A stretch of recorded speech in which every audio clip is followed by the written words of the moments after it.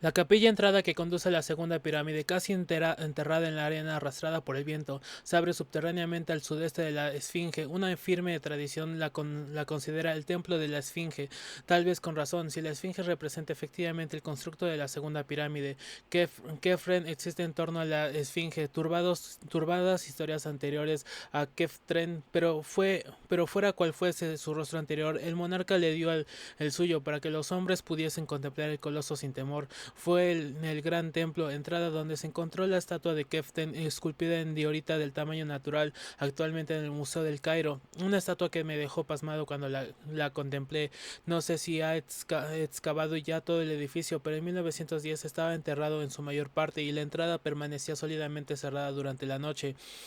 Los almacenes estaban a cargo de las obras, que posiblemente fueron interrumpidas por la guerra u otros motivos. Daría lo que fuese, en vista de mi experiencia y de ciertos rumores que corrían entre los beduinos, desmentidos o ignorados en el Cairo, por saber qué ha sucedido por cierto pozo que hay en una galería transversal donde se encontraron estatuas del faraón curiosamente yuxtapuestas a estatuas de babuinos. La carretera que recorrimos en el camello esa mañana describía una curva cerrada, dejando a la izquierda la construcción de madera del cuartel de la policía, la oficina de correos, el almacén de comestibles y las tiendas, y se penetraba hacia el sur y al oeste en vuelta completa que remontaba a la meseta rocosa y nos ubicó frente al desierto. A sotavento de la gran pirámide, pasada la formidable edificación, dimos la vuelta por la cara este y nos asomamos a un valle de pirámides menores, más allá del cual centelleaba el Nilo entero. Al oeste sacudía el entero desierto. Muy cerca se recortaban las tres pirámides principales, desnuda la más grande de todo reboque exterior, mostrando sus enormes bloques de piedra, y las otras con restos perfectamente adheridos de la capa protectora. Aquí y allá que en tiempos les diera su aspecto suave y acabado. A continuación bajamos hacia la Esfinge. Nos encontramos en silencio bajo el hechizo de esos ojos terribles y ciegos. En el inmenso pecho de piedra distinguimos débilmente el símbolo de Harakte, por cuya imagen la Esfinge fue erróneamente considerada de una última dinastía, y aunque la arena cubría la tabla que tiene entre sus grandes garras, recordamos lo que Tutmosis B escribió en ella y el sueño que tuvo cuando era príncipe. Fue entonces cuando la sonrisa de la esfinge nos pareció vagamente desagradable, ¿no? Y nos hizo pensar en las leyendas que hablan de pasadizos subterráneos bajo la monstruosa criatura, los cuales sucedían más y más a profundidades a las que nadie se atrevía a insinuar y que se relacionaban con misterios anteriores al Egipto dinástico excavado, y en siniestra conexión con la persistencia de dioses anormales con cabeza de animal del antiguo panteón nilotrico. Entonces también me hice una pregunta peregrina cuyo espantoso significado no se reveló hasta muchas horas después. Empezaban a alcanzarnos ahora otros turistas y seguimos marchando hacia el templo de la Esfinge, hundidos en la arena, situado unas 50 yardas al sudeste, al que me he referido como la gran puerta de acceso a la calzada que conduce la capilla mortuoria de la segunda pirámide en la meseta. Dicha capilla se encontraba aún enterrada en su mayor parte en la arena, y aunque desmontamos y bajamos por un acceso moderno hasta un corredor de alabastro y un recinto de pilares, me percaté de que Abdul y el encargo ale, y el encargado alemán no se nos habían enseñado todo lo que había que ver. Después llevamos a cabo el habitual recorrido alrededor de la meseta de las pirámides, examinamos la segunda pirámide y las curiosas ruinas de su capilla mortuoria, situada al este, la tercera pirámide con sus satélites en miniatura al sur, y la ruinosa capilla oriental, las tumbas de las rocas, los paneles de las dinastías IB 4 y 5, finalmente la famosa tumba de Campbell, cuyo pozo se hunde casi verticalmente unos 53 pies hasta un sarcófago y siniestro que uno de nuestros camelleros limpió de la modesta arena tras efectuar un vertiginoso descenso con una cuerda. Entonces nos llegaron gritos procedentes de la gran pirámide, donde unos beduinos asediaban a un grupo de turistas, ofreciéndose como los más rápidos en efectuar el ascenso y el descenso en solitario a la cúspide. Dicen que el récord de subida y bajarla están en 7 minutos, aunque muchos vigorosos jeques e hijos de jeques nos nos aseguran que eran capaces de reducirlo a 5. Con el impulso previo de una buena bakshish, no le dimos tal impulso, aunque dejemos que Abdul nos llevase hasta arriba, logrando así una perspectiva de una magnificencia sin precedentes, que comprendía no solo el Cairo lejano y centelleante, con su ciudadela y su fondo de colinas color morado violáceo, sino también todas las pirámides del área de Memphis, desde Abu Rosh al norte hasta Dashur al sur, la pirámide escalonada de Saqqara, que marca la evolución de la baja mastada a la verdadera pirámide sobresaliente, clara y seductoramente en la lejanía arenosa. Cerca de este monumento de transición fue donde se descubrió la famosa tumba de Pernep, más de 400 millas al norte del valle rocoso de Tebas, donde duerme Tutankhamón. Nuevamente me obligó a guardar silencio, una sensación de auténtico pánico, la contemplación de semejante antigüedad y los secretos que todos estos venerables monumentos parecían contener y abrigar me colmaban de un respeto y un sentimiento de inmensidad que jamás me había inspirado cosa alguna. Cansados por nuestro ascenso y hartos de los fastidiosos bebuinos, cuyo comportamiento parecía desafiar todas las reglas del buen gusto, prescindimos del arduo pormenor de entrar en los angostos pasadizos interiores de las pirámides, aunque vimos a varios de los turistas más atrevidos disponiéndose a introducirse a rastras en el sofocante interior del más imponente monumento de Cheops. Cuando despedimos y pagamos excesivamente a nuestra escolta local y regresamos al Cairo con Abdul Reis bajo el sol de la tarde, casi lamentamos no haber ingresado también. Se murmuraban cosas fascinantes cerca de pasadizos inferiores de la pirámide que no venían en las guías, pasadizos cuyas entradas habían sido condenadas apresuradamente con bloques de piedra ocultados por ciertos arqueólogos poco comunicativos, quienes le habían descubierto y empezado a explorar.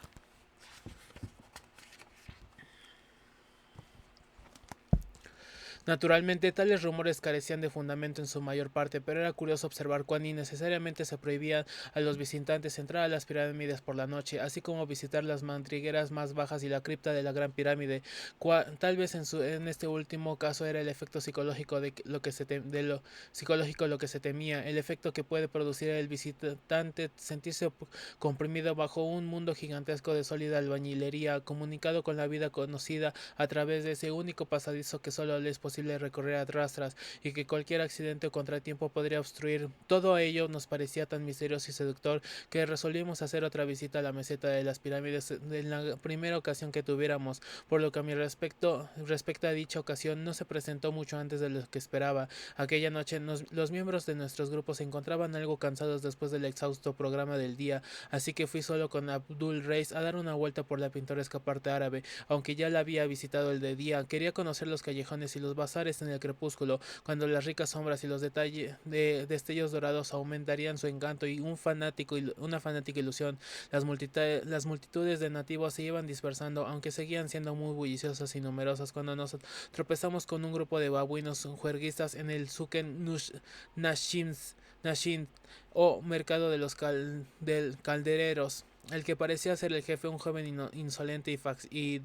insolente de facciones duras y tez insolentemente ladeado, se fijó en nosotros y evidentemente reconoció con no muchas muestras de simpatía a mi competente pero arrogante y despectivo guía. Posiblemente pensé le incomodaba aquella reproducción de la semisoriza de la esfinge que yo mismo había observado a menudo con divertida irritación, o tal vez le desagradaba la resonancia cavernosa y sepulcral de voz de Abdul. En cualquier caso, el intercambio de palabras ancestralmente ofensivas se hizo muy enérgico, y poco después Aziz, como oí que el guía llamaba al desconocido cuando no le daba otro nombre peor, agarró bruscamente a Abdul por la ropa, acción que se vio prontamente correspondida y que originó una animada pelea en la que ambos combatientes perdieron sus sacrosantos tocados, y habría llegado a un estado aún más lamentable de no haber mediado yo esperándoles a viva fuerza. Mi intersección, que al principio pareció inoportuna en ambas partes, logró finalmente establecer una tregua. Apaciguaron su ira a los dos contendientes, se ordenaron la ropa con gesto hosco y adoptaron un aire de dignidad tan profundo como repentino, formulando un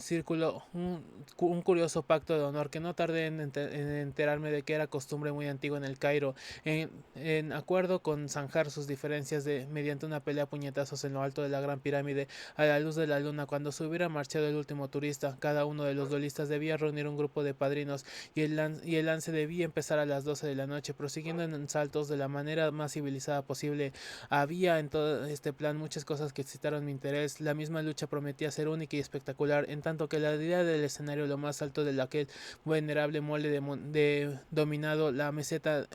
antediluviana de Gizeh, bajo una luna menguante, en las primeras horas de la madrugada, pulsada todas las todas las fibras de mi imaginación. Cuando le pedí a Abdul que me permitiese asistir, se mostró sumamente dispuesto a admitirme entre sus padrinos, así que dediqué el resto de la tarde a acompañarle a diversos antros de la zona más rebeldes de la ciudad, en su mayor parte el norte de Esbequise, hasta que reunió uno a uno y una selecta y formidable banda de sujetos sanguinarios como seguidores suyos en el combate pugilístico. Poco después de las 9, nuestro grupo, montando en asno que tenían nombres reales o de evocaciones turísticas tales como Ramsés, Mark Twain, J. P. Morgan, Mindhack, emprendió la marcha por el laberinto de calles orientales y occidentales, cruzó el Nilo, embarrado y poblado de mástiles por el puente de los leones de bronce, cuyo el trote filosóficamente por entre los lavaks, camino de Gizeh. Tardamos algo más de 2 horas en hacer ese trayecto y hacia el final nos cruzamos con los últimos turistas que regresaban, saludamos al último tranvía que iba de vuelta y nos quedamos a solas con la noche y el pasado y la luna espectral. Luego, al final de la avenida, vimos las pirámides enormes y fantasmales, dotadas de una oscura amenaza ancestral que no había notado a la luz del día. Hasta la más pequeña tenía un aspecto horrible, porque acaso no era ella una en donde había sido enterrada viva la reina Nitocris de la cuarta dinastía, la estatua reina Nitocris, que invitó una vez a sus enemigos a un festín en un templo situado bajo el Nilo y los ahogó a todos abriendo las compuertas. Recordé que los árabes murmuraban ciertas historias sobre la reina Nitocris y evitaban acercarse a la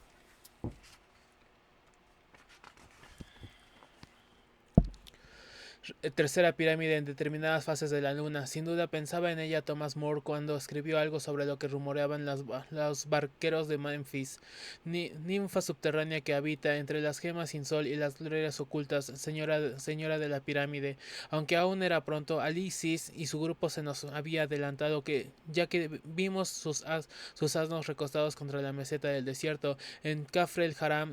mísero poblado máximo a la Esfinge, hacia donde nos dirigimos en lugar de seguir la carretera normal que iba al Mena Honre, ya que podía habernos algún semidormido policía y detenernos aquí donde los mugrientos bebuinos guardaban sus camellos y sus asnos en las tumbas de los cortesanos de Kefren. Emprendimos la subida por las rocas y la arena hasta la gran pirámide, por cuyas caras erosionadas empezaban ya los árabes a trepar ávidamente, y Abdul Reis me ofreció una ayuda que no necesitaba. Como saben, casi todos los viajeros al vertirse de esta construcción ha desaparecido por la erosión hace mucho tiempo, dejando una plataforma sensatamente llana de unas 12 yardas cuadradas. En este misterioso pináculo se forma un círculo y pocos momentos después las sardónica luna del desierto contempló una lucha que, de no ser por la calidad de los gritos de los espectadores, podría haber tenido lugar en algún pequeño gimnasio americano. Mientras la observaba, comprendí que no faltaban algunas de nuestras instituciones menores conocidas, pues cada golpe amargo y defensa delataba simulación. A mis ojos no del todo inexpertos, concluyó enseguida, y a pesar de mis dudas en lo que se refiere a los métodos, sentí una especie de orgullo de propietario cuando Abdul Reis fue proclamado vencedor. La reconciliación fue asombrosamente rápida, y en medio de las canciones de confraternización y las bebidas que siguieron, resultaba difícil recordar que había tenido lugar una pelea. Inexplicablemente parecía ser yo el centro de atención más que los propios antagonistas, y con mis ligeros conocimientos de árabe entendí que hablaban de mis proezas profesionales y de mi facilidad para eludirme de toda clase de cadenas y encierros de una forma que revelaba no solo un conocimiento sorprendente de quién era yo, sino una clara hostilidad y escepticismo acerca de mis hazañas escapistas. Poco a poco me fui dando cuenta de que la magia antigua de Egipto no había desaparecido por completo y que subsistían restos de un saber extraño y secreto, así como de prácticas sacerdotales, de cultos que habían pervivido subrepticiamente entre los falagen, hasta el extremo de juzgar molesta y ponerse en duda la proeza de un Hauwi o mago desconocido. Pese en lo mucho que se parecía a mi guía de cavernosa voz, Abdul Reis, a un egipcio antiguo o faraón o a la esfinge sonriente, y reflexioné. De repente sucedió algo que confirmó al punto lo acertadas que eran mis reflexiones y me hizo maldecir la torpeza que había aceptado los acontecimientos de esa noche como algo distinto de la fingida y perversa maquinación que ahora revelaba ser sin previo aviso y en respuesta evidentemente a alguna seña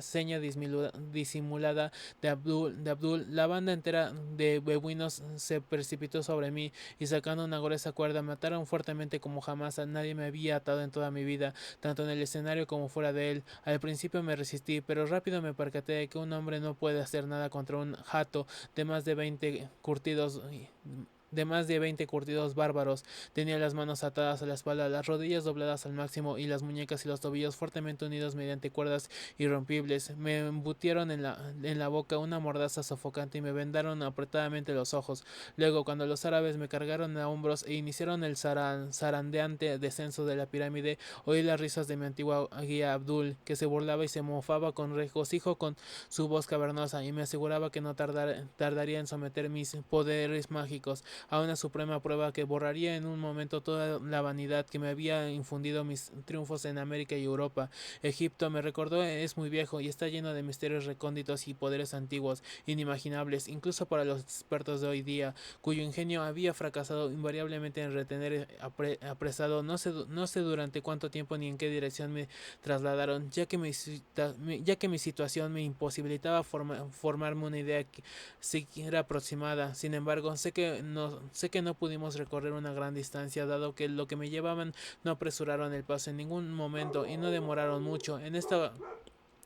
asombrosa brevedad, lo que casi me produce escalofríos cada vez que pienso en Gizeh y su meseta por la próxima que supone entre el recorrido que hacen a diario los turistas y los que existían entonces aún debe de existir.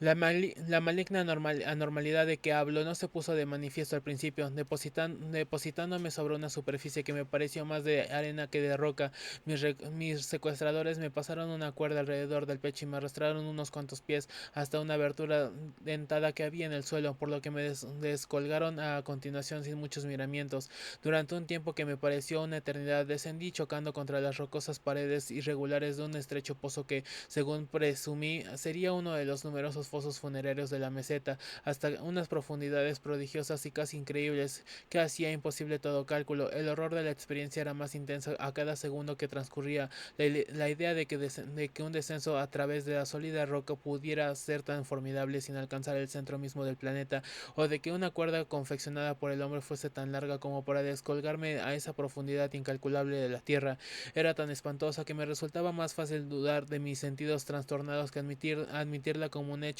Aún sigo dudando hoy, pues sé lo engañoso que se vuelve el sentido del tiempo cuando le transportan a uno o le someten a una tensión nerviosa, pero estoy completamente seguro de que conservaba una coherencia lógica, de que al menos no agregué ningún fantasma de la imaginación o a un cuadro bastante horrendo de su realidad y explicable por un tipo de ilusión cerebral muy distinto de la auténtica alucinación. No fue todo esto la causa de mi primer síntoma de desvanecimiento. La prueba espantosa era acumulativa y el principio de los terrores posteriores fue el aumento claramente perceptible del ritmo del descenso. Ahora iba lascando aquella cuerda infinitamente larga muy deprisa y me arañaba cruelmente en las espaldas y angostas paredes del foso mientras descendía a una velocidad de locura. Tenía la ropa hecha jirones y sentía correr la sangre por todo mi cuerpo, por encima del dolor creciente y atroz. Asimismo, mi olfato captó una amenaza apenas definida, un olor cada vez más perceptible a humedad y a rancio, extrañamente distinto de cuantos olores conocía, y que contenía un sutil componente de especias e incienso que le confería un matiz burlesco. Luego su giro el cataclismo mental fue aterrador, más aterrador que cuanto puedes describir cualquier lengua articulada, porque ocurrió en el alma sin pormenor alguno que se pueda describir. Fue el éxtasis de la pesadilla y la quinta esencia de lo demoníaco. La forma súbita en que se desencadenó fue apocalíptica e infernal. Me iba sumergiendo argónicamente en aquel pozo estrecho dentro que me torturaba, cuando de repente sentí que flotaba con membranosas alas en los abismos infernales que me balanceaban y descendía a través de innumerables millas de espacio infinito y mohoso, que me helaba vertiginosamente inconmensurables pináculos de éter frío que buceaba luego, bloqueando en los nádires de vacíos nauseabundos y voraces de las regiones inferiores. Doy gracias a Dios por su misericordia al asumir en el olvido esas furias desgarradoras de la conciencia que medio desquiciaron mis facultades y me despedazaron el espíritu como arpías. Ese respiro, aunque breve, me dio la fuerza y la cordura suficiente para soportar sublimemente mayores del terror que acechaban y fullaban en el camino que todavía me quedaba por recorrer. 2. Muy poco a poco fui recuperando los sentidos tras aquel horrible vuelo a través de los espacios estigios. El proceso fue enormemente doloroso y estuve coloreado por fantásticos sueños en los que mi situación atado y amordazado encontró singular materialización. Fue muy clara la naturaleza exacta de los sueños mientras los experimentaba, pero casi inmediatamente después se me dibujaron en la memoria y no tardaron en quedar reducidos a una mera impresión brumosa debido a los terribles acontecimientos, reales o imaginarios, que siguieron. Soñé que me tenía atrapado en una garra enorme y espantosa, una garra amarilla peluda dotada de 5 uñas que habían brotado de la tierra para estrujarme y sepultarme, y al detenerme a reflexionar de la tierra para estrujarme y al detenerme a reflexionar qué significaba aquella zarpa, me pareció que era Egipto. Miré hacia atrás en sueños, hacia el acontecimiento de las semanas interiores, y vi que había sido atraído y atrapado poco a poco, de manera sutil e insidiosa, por el espíritu infernal de la antigua hechicera del Nilo.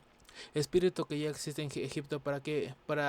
Egipto antes de que el hombre apareciese, y que siguiera existiendo después de que ya haya desaparecido. Vi el horror y la malsana antigüedad de Egipto, la espantosa alianza que siempre ha tenido con las tumbas y los templos de los muertos.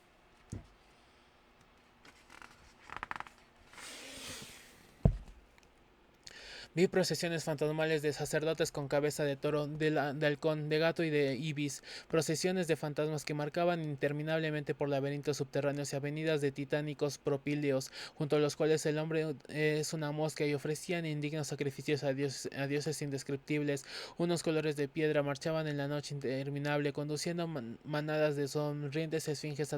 atromorfas hacia márgenes de inmensos estantes estancados ríos de pez, y dentro de todo vi la inefable malevolencia de la necromancia primordial, negra y amorfa, manoteando ávida en la oscuridad para alcanzar y devolver el espíritu que se había osado a burlarse de ella al desafiarla. En mi cerebro dormido tomé forma un melodrama de siniestro odio y persecución, y vi el alma negra de Egipto prefiriéndome y llevándome con susurros inaudibles. Me llamaba y me cautivaba, conduciéndome con el esplendor y el atractivo de una apariencia sarracena, pero sin dejar de arrastrarme hacia las catacumbas, enloquecedoramente antiguas, hacia el horror de su corazón faraónico, muerto y abismal. Luego los rostros del sueño adoptaron semejanzas humanas, y vi a mi guía Abdul Reis con ropajes reales, y la sonrisa de la esfinge que es su semblante, y supe que este rostro era el rostro de Kefren el Grande, el que erigió la segunda pirámide, y mandó esculpir en la cara de la esfinge las facciones de su rostro, y constituyó el titánico templo de entrada del que dicen los arqueólogos que tiene una minada de corredores excavados en la enigmática arena y en la roca muda, y observé la mano larga, flaca, rígida de Kefren, una mano larga, flaca y rígida como la que había visto en la estatua de Diorita conservada en el Museo del Cairo. La estatua, la estatua encontrada en el terrible templo entrada y me asombró no haber gritado cuando la vi en Abdul Reis. Aquella mano era espantosamente fría y me estaba estrujando. Era el frío y la angostura del sarcófago, el frío y la angostura del Egipto inmemorial, de Egipto tenebroso, de la necrópolis, esa zarpa amarilla se murmuran cosas terribles de Keften, pero aquí aparece a despertarse, o al menos a entrar en estado de sueño menos profundo que el anterior. Recordé la pelea en lo alto de la pirámide, los traicioneros bebuinos y su ataque, mi espantosa descenso y el extremo de una cuerda, pero interminables profundidades de la roca y mi enloquecedora balanceo en un vacío impregnado de aromática putrefacción. Me percaté ahora de que me encontraba tendido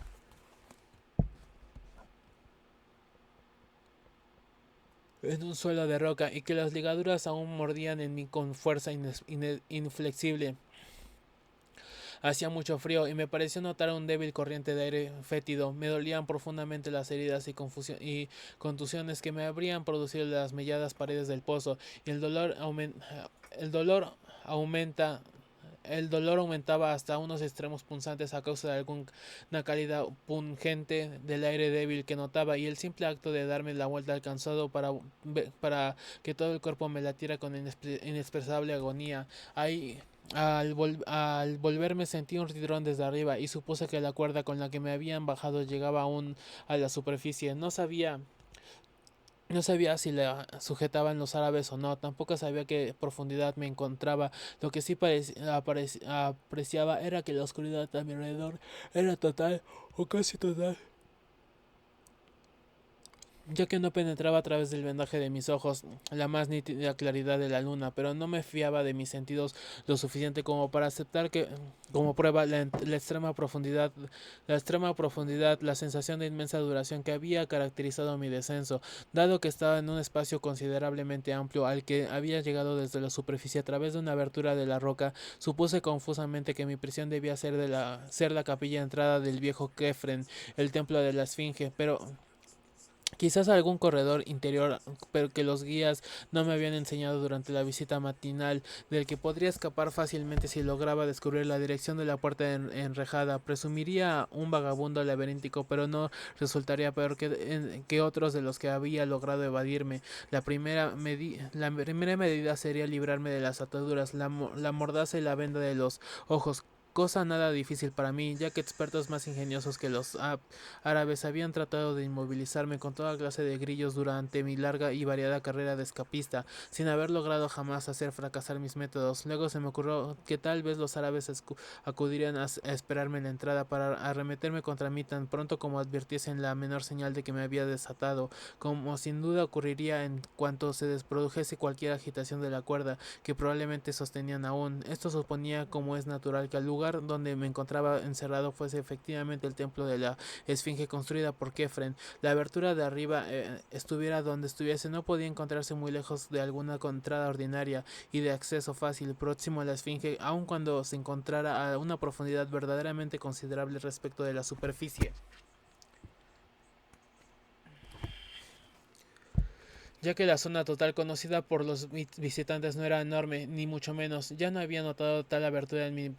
peregrinación diurna, pero sabía que estas cosas pasan inadvertidas con facilidad en medio de las arenas cambiantes. Pensando en todas esas cosas mientras yacía retorcido y atado en el suelo de roca, casi me olvidé de los horrores del descenso abismal y el cavernoso balanceo que finalmente me había asumido en la inconsciencia. Mi idea en aquel momento era solo burlar a los árabes, así que decidí desatarme cuando antes, evitando dar tirones de cuerda, pero para no delatar mis efectivos o problemáticos intentos de liberarme. Sin embargo, eso fue más fácil de decidir que de llevar a la práctica. Unos cuantos tanteos previos me revelaron que era muy poco lo que podría hacer si no me movía bastante, y no me sorprendí cuando, tras su forcejeo especialmente enérgico, empecé a sentir que la cuerda empezaba a caer a mi alrededor y encima de mí. Evidentemente los beduinos habían advertido mis movimientos y habían soltado el extremo de la cuerda. Sin duda habían echado a correr hacia la entrada del templo para esperarme con intenciones homicidas. La perspectiva no era halagüeña, pero peores situaciones había afrontado afrontado sin pestañear en otras ocasiones, y no lo haría ahora. Por lo pronto debía librarme de las ligaduras y luego confiar en mi ingenio para escapar del templo sin daño. Es curioso cuando absolutamente había llegado a creerme en el viejo templo de Keftren, próximo a la Esfinge, a escasa distancia de la superficie. Tal creencia que me vino abajo, y Rae volvieron todos los originales terrores de encontrarme a profundidades preternaturales de misterio demoníaco a causa de unas circunstancias que iba aumentando en horror y en significación, aun cuando había trazado mi plan filosóficamente. He dicho que la cuerda al caer se amontonaba sobre mí y a mi alrededor. Ahora advertía que el montón seguía creciendo como ninguna cuerda de longitud normal podía abultar. Aumentó también su furor y se convirtió en una avalancha de cáñamo que crecía prodigiosamente, medio sepultándome bajo sus vueltas y cada vez más numerosas. No demoré en quedar totalmente enterrado, expirando con dificultad conforme las circunvoluciones me sumergían y ahogaban.